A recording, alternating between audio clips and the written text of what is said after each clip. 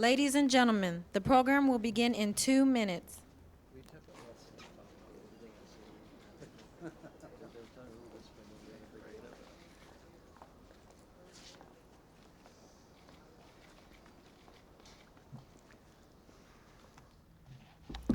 Good afternoon.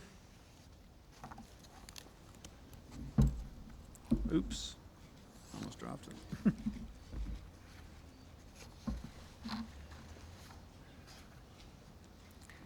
Today in Moscow, we have taken a historic step closer to a peaceful, undivided, democratic Europe for the first time in history. The agreement that NATO Secretary General Solana and Russian Foreign Minister Primakov have reached, and which we expect to be approved by NATO's Governing Council this week, forms a practical partnership between NATO and Russia that will make America, Europe, and Russia stronger and more secure. The agreement builds on the understandings that I reached with President Yeltsin in Helsinki. It helps to pave the way for NATO as it enlarges to take in new members to build a new relationship with Russia that benefits all of us. In this century, Europe has suffered through two world wars and a Cold War. And America has also paid a heavy price. 3 years ago at the NATO summit in Brussels, I laid out a vision for a new, different Europe in the 21st century, an undivided continent where our values of democracy and human rights, free markets, and peace know no boundaries, where nations know that their borders are secure and their independence respected, where nations define their greatness by the promise of their people, not their power to dominate or destabilize. For 50 years, NATO has been at the core of Europe and America's security. From the start of my first administration, the United States has worked to adapt NATO to new missions in a new century, to open its doors to Europe's new democracies, to strengthen its ties to non-members through the Partnership for Peace, and to forge a strong, productive relationship between NATO and a free, democratic Russia. These are goals Republicans and Democrats alike share, building on the legacy of bipartisan leadership in Europe begun after the war between President Truman, Secretary of State Marshall, and Senator Arthur Vandenberg. Today's agreement sets out a sustained cooperative relationship between NATO and Russia. NATO and Russia will consult and coordinate regularly. Where they all agree, they will act jointly as they are doing today in Bosnia. Russia will work closely with NATO, but not within NATO, giving Russia a voice in, but not a veto over, NATO's business. I congratulate NATO Secretary General Solana and Russian Foreign Minister Primakov. I look forward to personally thanking Secretary General Solana for his remarkable work when he visits here next week. This agreement opens the way for a truly historic signing in Paris next month. Or, excuse me, it'll be later this month now. Let me say that NATO's relationship with Russia is a part of a larger process to adapt NATO to new circumstances and new challenges in the 21st century. Just 8 weeks from now in Madrid, NATO will invite the first new members to join our alliance. Its doors will remain open to all those ready to shoulder the burdens of membership. The first new members will not be the last. NATO, working with Russia and other friends of freedom, will see that we work to prevent a return to national rivalries, to defeat new threats to peace and freedom and prosperity, like the ethnic rivalries that have torn Bosnia asunder, terrorism, and weapons proliferation. This March in Helsinki, President Yeltsin and I agreed that despite our differences over NATO enlargement, it's the relationship between the United States and Russia and the benefits to all of cooperation between NATO and Russia were too important to be jeopardized. And we set out the principles for how NATO and Russia could cooperate. Those form the basis for today's agreement, an agreement that proves that the relationship between NATO and Russia is not a zero-sum game, and that the 21st century does not have to be trapped in the same assessments of advantage and loss that brought death and destruction and heartbreak to so many for so long in the 20th century.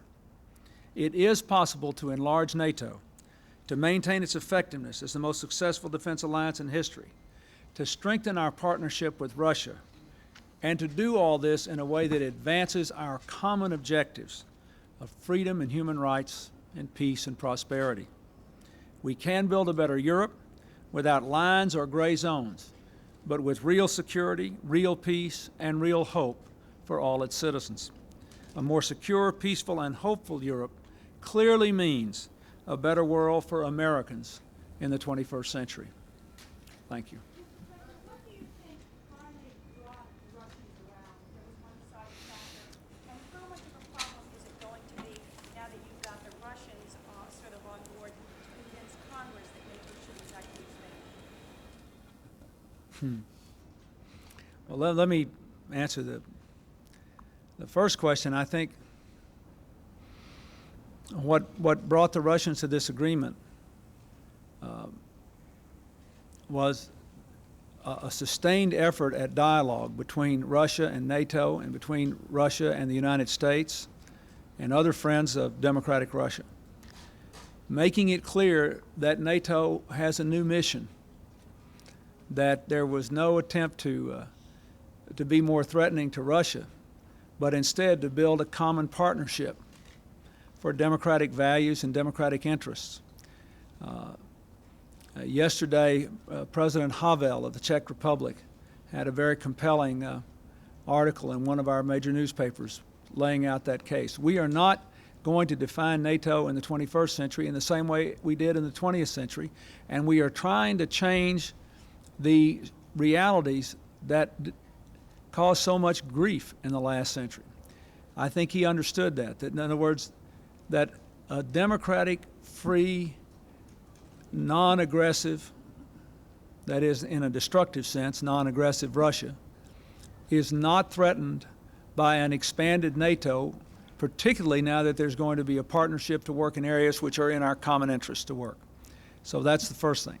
Second thing I would say is, in terms of the Congress, now that the partnership has been solidified between NATO and Russia, which I think is an important thing on its own merits, it would seem to me to be a great mistake to deny countries that are clearly able and willing and anxious to take on the responsibilities of NATO membership the opportunity to do that. The understandings that we have reached among ourselves about the process of expansion mean that the members themselves are ready to expand, and I believe that in the end the Congress will support that, particularly since all of our NATO allies will be voting on to whom new membership will be offered. Well, I would hope that the clarifications that were hammered out first at Helsinki, but then the excellent work that Secretary General Solana did will help President Yeltsin to demonstrate that he has secured an agreement which shows that while they don't have a veto over NATO actions, that NATO has no plans, no intentions, and has made clear that its mission is not to threaten, confine, or in any way undermine Russia, that we're looking for a partnership here between a democratic Russia and the democracies that are in NATO, and that this, in fact, will strengthen Russia's security and reduce the sense of anxiety that it might have otherwise felt, I believe. And I believe he'll be in a position to argue that to the Russian people now in a forceful way. But keep in mind, all of us are trying to change not only the facts on the ground, if you will, but the whole pattern of thought which has dominated the international politics of Europe for 50 years. And even though the Cold War is over, a lot of people want to go back to the kind of an analysis that was at least more typical even before World War II. in the late 19th and early 20th century. And we're trying to change all that. We're trying to prove that democracies can reach across territorial lines to form partnerships that commit themselves not only to preserve freedom within each other's borders and the integrity of those borders, but to face these new transnational threats like terrorism, ethnic convulsions, and weapons proliferation.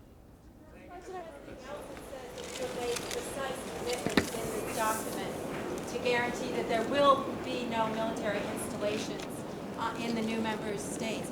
Have you given those guarantees? You know, I would urge you, first of all, to look at the language that Secretary General Solana has agreed to, and that our representatives have provisionally agreed to just in the last couple of hours.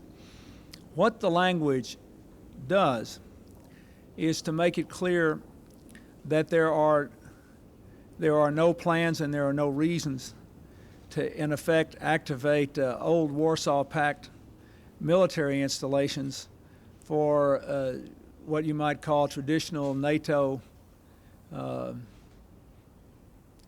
aggressive forward posturing, but that we will have to use, there is an explicit understanding in the agreement that we will have to use some infrastructure for the agreed upon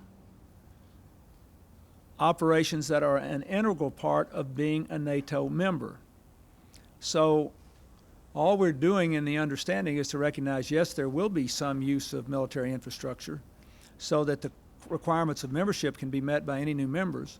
But no, we are not moving the dividing line of Europe from its old dividing line between NATO and the Warsaw Pact further east.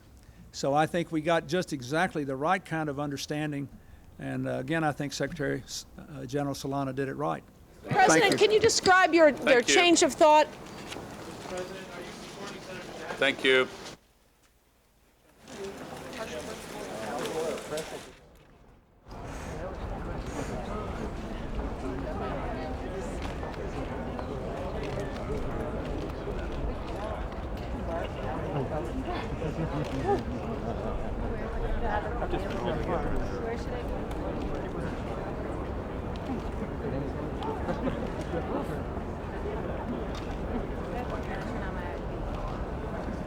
Kind of thing they dream about, a single topic. Yeah, you don't see many of them. Well, right now, Lou, this agreement looks like there was a kind of a fudge. This is an historic agreement in the sense that, as the President says, it's the first time that such an agreement will be made to try to keep together a democratic Europe. But what President Yeltsin is saying is that there are precise commitments in this agreement that military installations will not be based on the new member states. Now, the President says that there is very precise language that means that there will be infrastructure for new members, necessary infrastructure for NATO, but that they are not moving the dividing line, the NATO military line.